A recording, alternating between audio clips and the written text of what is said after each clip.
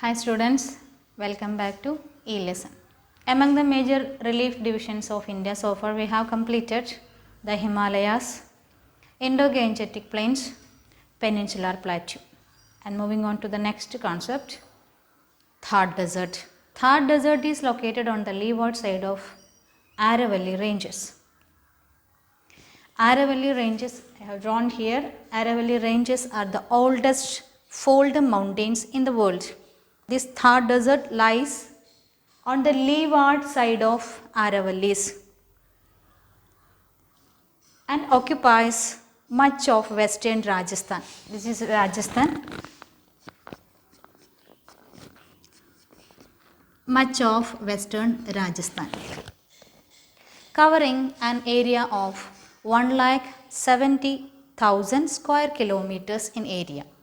This consists of very undulating, which means irregular or uneven sandy plains and rocky outcrops with very less vegetation. The climate of this area is arid, which means very dry, because the annual rainfall varies from 100 millimeters to 150 millimeters. River Luni is the only river we can see in this area. Small streams appear in rainy season and disappear soon after. The total geographical area of Thar Desert is 2 lakh square kilometers.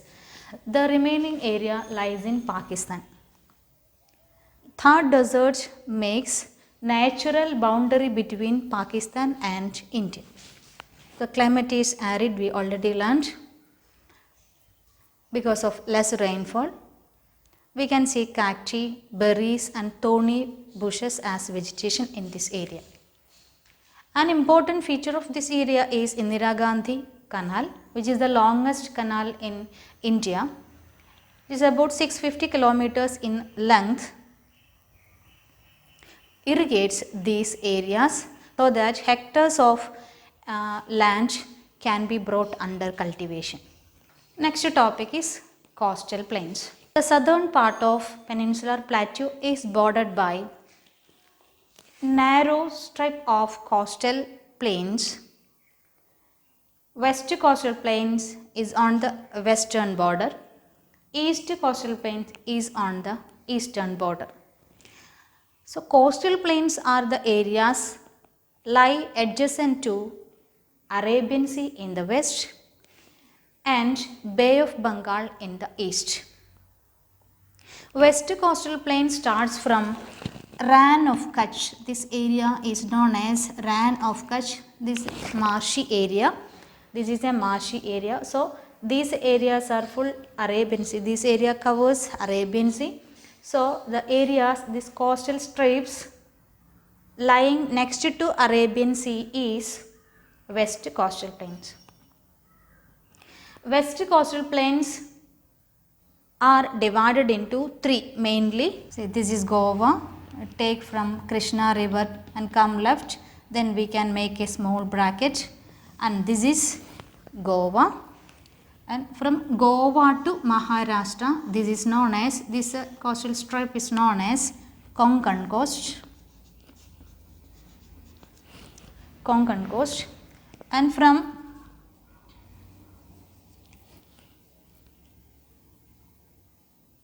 below Goa, we can see Karnataka.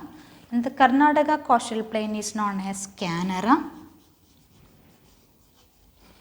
Below it, we can see the state Kerala. Kerala's coastal plain is Malabar.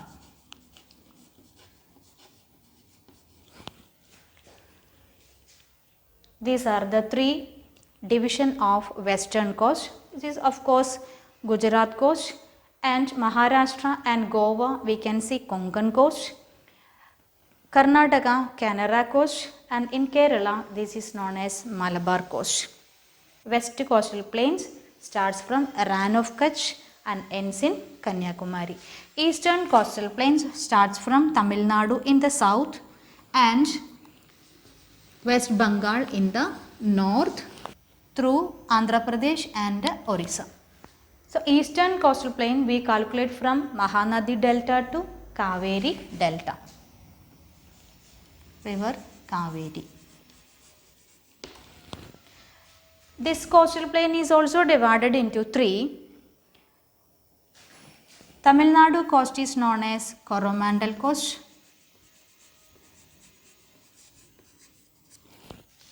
Andhra Pradesh coast is known as Sarkar coast. And Odisha coast is known as Utkal coast.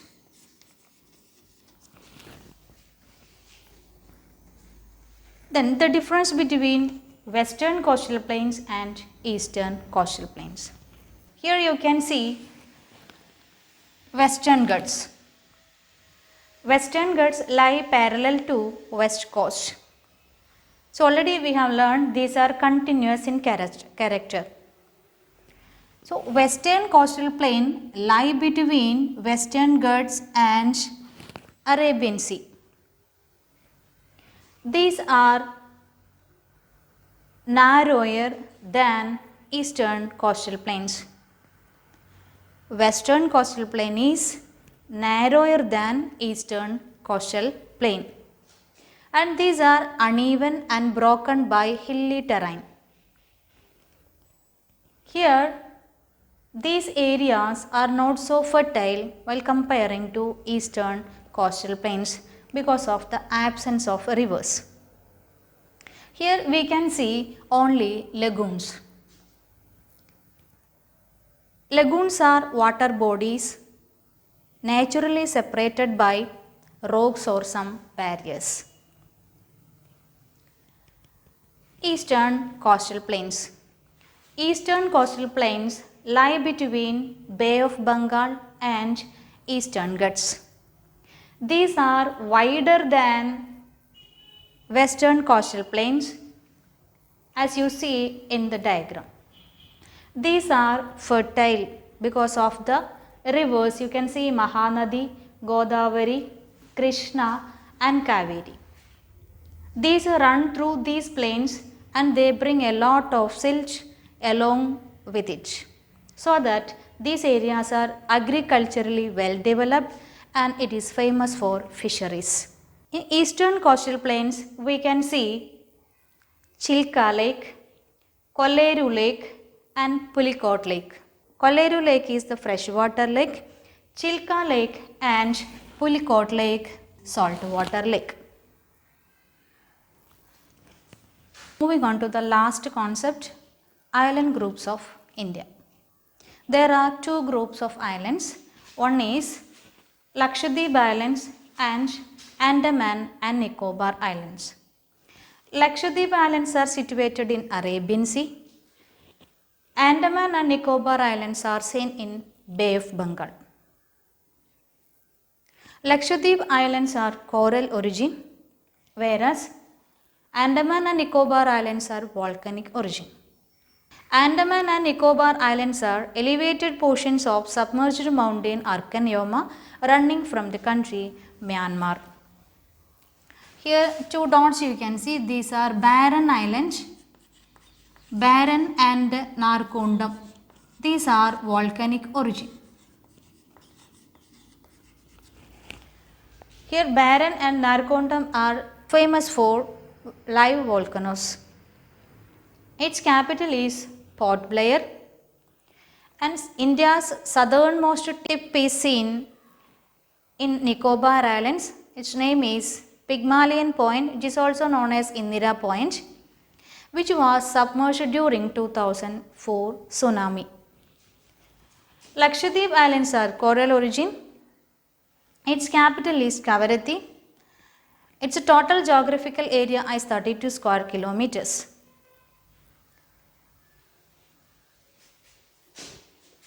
Andaman and Nicobar Islands geographical area is 8,250 square kilometers.